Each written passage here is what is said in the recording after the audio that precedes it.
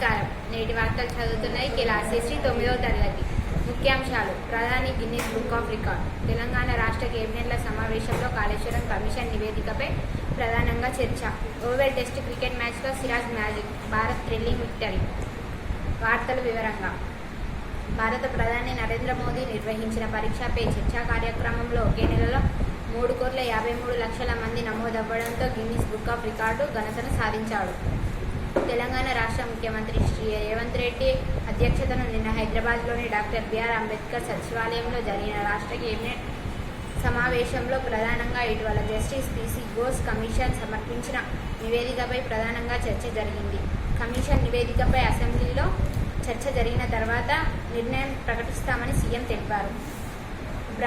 భారత్ ఇంగ్లాండ్ల మధ్య నిన్న జరిగిన టెస్ట్ క్రికెట్ మ్యాచ్లో సిరాజ్ 5 వికెట్ల తీయడంతో భారత్ 6 పరుగుల తేడాతో విజయం సాధించి సిరీస్ను 2-2గా సమం చేసింది. ముఖ్యాంశాలు మరోసారి.